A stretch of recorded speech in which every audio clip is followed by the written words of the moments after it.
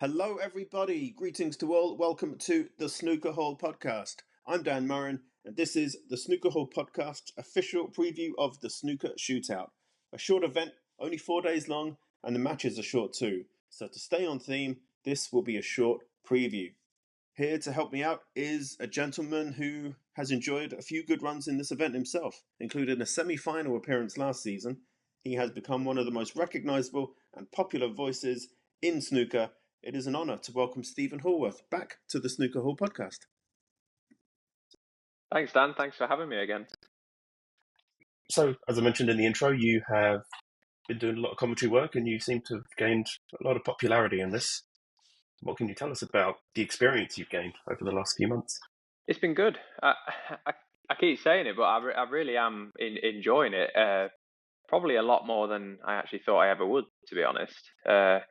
Obviously, when I got the opportunity a few seasons back now from Matchroom, I kind of didn't really think too much of it at the time. I just thought it'd be cool to just sort of try it, and that'll kind of be that. But yeah, they keep asking me back, and I keep enjoying it more and more. And yeah, it's been going really, really good.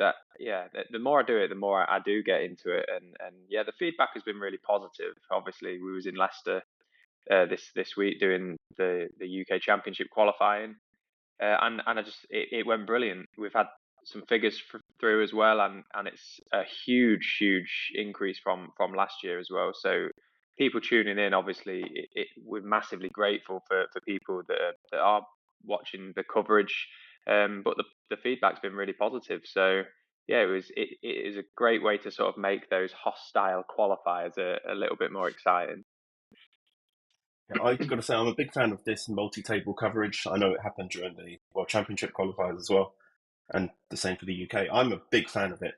Sometimes if there's a bit of a dull spot in a frame, no, let's go somewhere else. There's some good action happening there. How hard is it to, switch your focus from one table to another and kind of keep track of how everything's going across, well, at least 4 tables?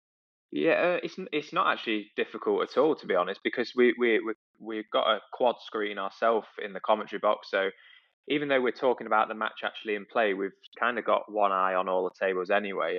And I think the point you make about sort of when the frames go a little bit dull and when there is a lull in play, that we are able to just switch to another table, because the point of it is to try and make these qualifiers sort of their own event, to try and make it build up and drum up that excitement in the build up to obviously the main event. So there was some matches that really did go on for forever the other day, and great for the snooker purists and people that are really into that. I personally don't mind them sorts of frames, but in terms of a viewing experience, they can drag on, because that's just what the qualifiers can do. It's inevitable, but our job is to try and keep it as fresh and entertaining as possible, and obviously fan interactions on social media and stuff like that. So just trying to modernize it and bring it to a different light. Yeah, I did notice that. That's become a lot more prominent. Well, I noticed it more with yourself and with Dave Hendon. So I think it's a good idea. I think it highlights that the game is watched in a number of countries, not just in the UK. It's we had a lot of people from the US, people from mainland Europe. I think it's a great idea. Yeah, me too. And it's always great to see just how far the snooker reach goes, like in terms of where people are actually watching from around the world. It really is a global tour now, and it's supported globally by fans all over the world. And I think that fan interaction was important, and it obviously it is important going forward, because it just lets the fans know that we appreciate them, and that we do care what they think, and we care about their comments, and we care for them to get in touch with us, because ultimately the game would be nothing without the fans and supporters of the game. And they're the people that tune in and watch it, and they're the people that we're a lot of people got in touch and said as well that it was great company for them while they was watching the qualifiers, just the conversation that me and Dave were having, and with Ken as well. So yeah, I think all round it was a positive week of snooker. And from time to time, you mentioned the conversation that you were having. From time to time, if I'm not mistaken, you weren't able to have a conversation with someone. You were alone in the commentary box from time to time. Is that right? Yeah, that's right. It was at the start of on the Judgment Day, we were sort of running in and out of the studio. Obviously, Rob Walker was there, so there was all sorts of different bits we needed to do. But at the start of the week, Phil Yates came and did a day actually just to relieve Dave Hendon, because he's been so busy the last few weeks. He's done the China event, he did the Champion of Champions, straight to Leicester. Now he's gone straight to York, so it's pretty intense for Dave. So he had a well-earned day off on Monday. So me and Phil just said we'd work it between ourselves, and we'd do a match each, which, in all honesty, I had a bit of a result with my match, because I was doing the Jingtong against Jian Jun, and that was over in no time at all. It was just an absolute score fest. So I didn't really have much time to fall out with myself during that game. I spoke to Fergal O'Brien a few days ago, and he said that every time he looked over, it was like a dart score, 93, 98, 100 and whatever. And he's looking dangerous right now, Zhao Zhintong. Yeah, brilliant. So the main reason for the episode is to talk about the shootout. One thing I probably should have mentioned in the intro is that it's one of my favourite events of the season. I know it's not universally popular. What is the general feeling amongst the players? On the shootout? I know some like it, some don't. But what do you think is the feeling? Yeah, it's a mixed bag for sure. I think there are players that enjoy it and sort of embrace it for what it is, which, in my opinion, it's a bit of fun. It's an event like no other. It's only once a season, so I can't see any issue with it whatsoever. I think the main thing that a lot of the players are probably in agreement with against the shootout is that it's a ranking event. A lot of people think that someone shouldn't be able to win £50,000, get the ranking points for it, and then all the spin-offs for that champion, everything that comes with winning the event, that shouldn't go on their ranking. But the players think it makes too much of an impact to someone and can possibly push someone out of different events and stuff. But I can understand that point. It is what it is at the end of the day. Everyone's got the same opportunity to play in the event. Everyone's got the same opportunity to earn those ranking events. People say it's a lottery, but I actually don't think it is. I don't think it's a lottery at all. I think if you can handle that situation better than anyone else, and you're able to think clearly under that intense pressure, which, if you've played in the event as a player, you can sort of relate to what I'm about to say. It's probably the worst feeling you have as a snooker player, going out there and playing in the shootout. You feel physically sick from the minute you pick up your cue and until the minute it finishes. So, yeah, I don't think it's a lottery. Mark Allen won it last year, and he was the world number one afterwards. So, not much of a lottery there, is it? No, I completely agree with you. This idea that it's all luck, no, not for me. When you look at the players who have made the finals over the last few years, they've gone on to reach other finals. They've been in finals before. Yeah, there's no luck involved in this. And I would say that, if anything, the ability to handle, and this is someone whose high break is 23, by the way, but the ability to handle that kind of pressure, knowing that the shot clock is on, you've got to think fast. And I suppose it is a different type of pressure. Do you have to adjust your tactics for this format, or do you just play it as you?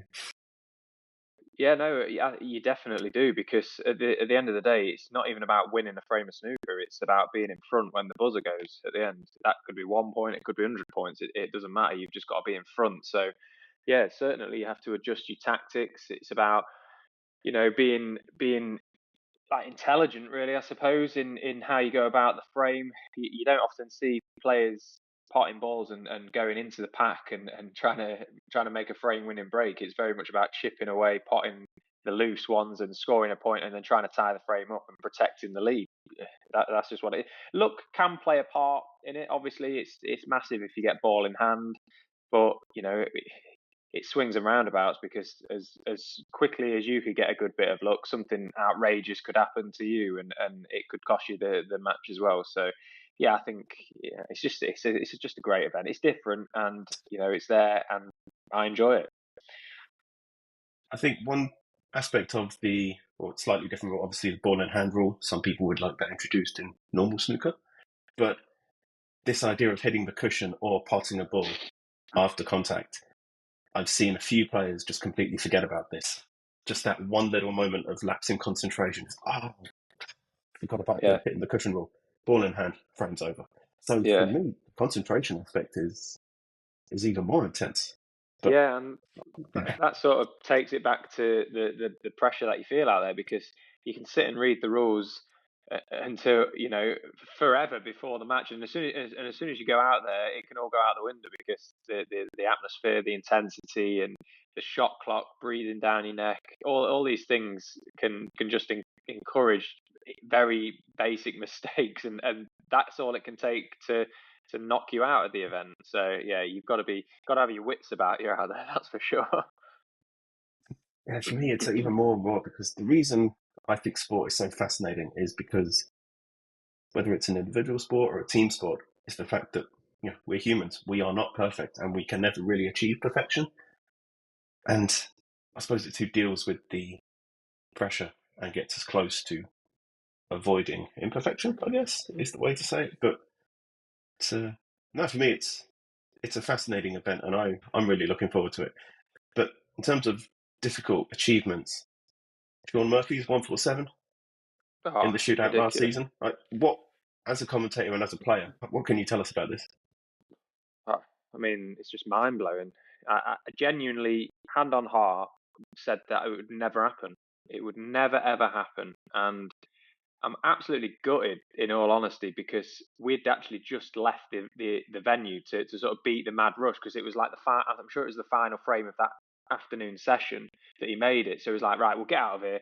He's going to play his match, and then everyone's going to rush out, so we're going to get stuck. So we left to go to dinner, and then obviously it's popped up on social media that Sean Murphy's made a 147. Yeah, we was good. We didn't see it live, but incredible, like absolutely incredible. Not just the break itself, like that just can never happen in the shootout, but some of the balls he's knocked in under that pressure with the shot clock, with people like shouting and talking out on his shot, because the event, you kind of expect it to be loud and you almost can't hear yourself think out there.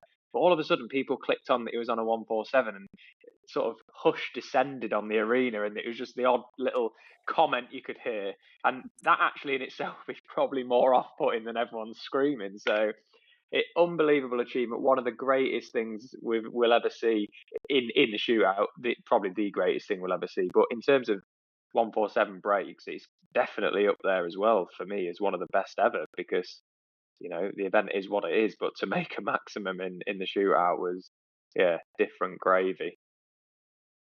I might go back and watch that actually because I'm interested to know after he's knocked in the 15 reds and 15 blacks and he gets to the yellow. Like you said that there was a whoosh in the crowd, but when the yellow comes up, did people get rowdy again? I Yeah. might go back and watch it just for that moment alone. What is it with the yellow ball? I don't know, I no don't. idea. Bit What do we strange on stand that, for isn't it? this? Everyone's obsessed with the Hmm. yellow, absolutely no reason whatsoever. I want to say it was Liam Highfield a few years ago. And it's amazing that he did this with a shot clock. But he was pointing at the brown, almost like asking for a reaction from the crowd. And there was a bit of a boo. But then he pointed at the yellow. I thought that was pretty good showmanship. I think it was Liam Highfield. Maybe I'm mistaken. But yeah. Are you playing in the shootout this year? No, I didn't get in. I entered, but I just missed the cut off for it. So yeah, absolutely gutted. The world is going to end. Yeah. But you're playing on the Q Tour this season, and Yeah, there's been a few events. How's it going? yeah. I'm not playing in the shootout, but I've been asked to commentate on it. So you'll be able to. I'll be actually commentating on the event. So I'll be part of it. But yeah, the Q Tour is good. We've got event 4, is it coming up, or event 5 in Austria in December? Yeah, event 5. So that's in Vienna just before Christmas, before I go out to Saudi Arabia again for the Golden Ball event. Yeah, the Q Tour is good. No complaints from me. There's a lot of players that will seem to have a lot to say about the Q Tour, but it is what it is. We're not playing in venues. We're playing in clubs, and that's as it should be. We haven't earned the right to enjoy the conditions that the professional players are accustomed to. You have to go through those testing times to earn your place on the tour again, and I'm no different. So I have to come through that. Yeah, playing well. Playing okay. The Q Tour can be tough. It's better this season though, with it being best of 7 events, best of 7 matches. Sorry. So yeah, I feel like you can get your teeth into it a little bit more, but I can't see past Xingtong winning it now. Obviously, winning the 2 events. Excuse me. He's probably going to be difficult to catch. So obviously there's the playoffs that will come from the remaining 16 places afterwards. So yeah, I've pretty much got my heart set on going to those playoffs now and hopefully come through them.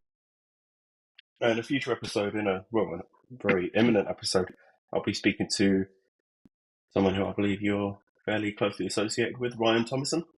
Yeah. Practice a bit with Ryan, yeah. Yeah, so he hopefully he'll be able to give us another perspective on the Q Tour as well, and maybe some perspective as an overseas raised player who's now based in the UK. Okay. It's hard to make a prediction for the shootout, but let's do it anyway. Who's going to win it?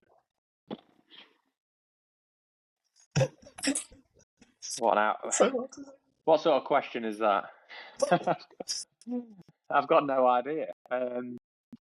Absolutely no idea. I think if I was going to go down the ranking list and pick players I think would go well in it, then straight away I'd be looking for quick players, but players that think quick quite naturally, sort of have got like a natural eye for shot selection, but also players that can stand up and think well under pressure. So, oh God, I don't know. I've got no idea. Honestly, I don't know. Just throw a dart at the rankings and pick someone. Oliver Lyons, because he's my best mate. There we go. Ollie's going to win it this year. Come on, Ollie.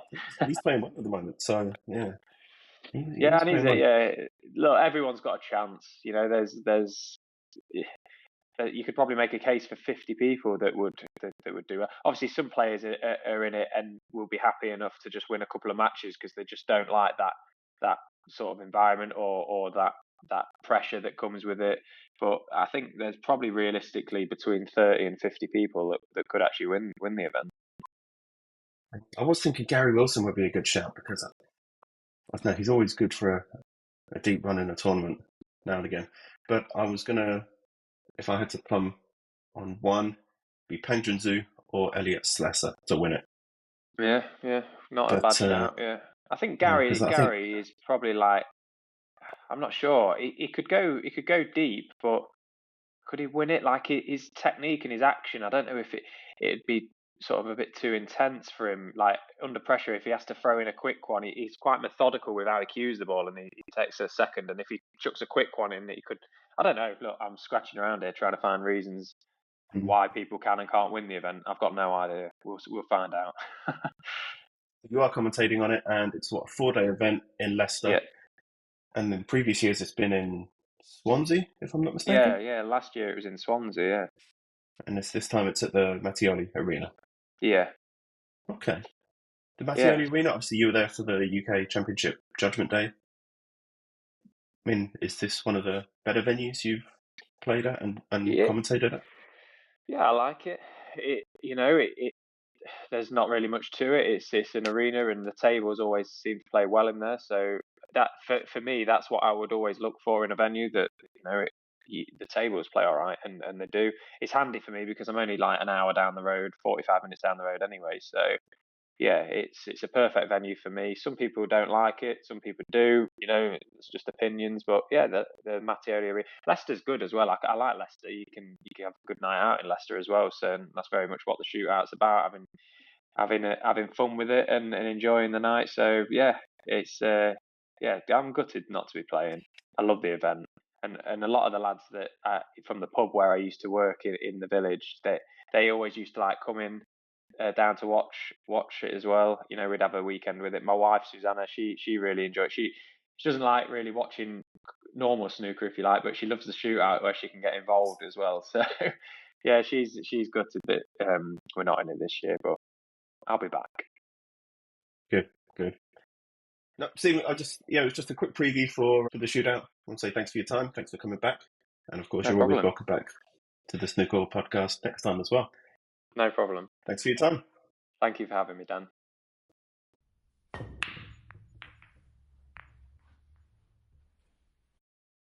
Once again, a huge thank you to Steven Hallworth for speaking to us on the Snooker Hall podcast. He may not be in the event this season, but his experience of the shootout will be invaluable on commentary. One debate that did come up during our conversation briefly is whether or not the shootout should be a ranking event.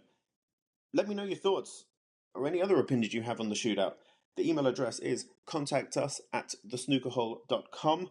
You can also follow the show and contact the show on X, Blue Sky, and Instagram. Just search for @thesnookerhall.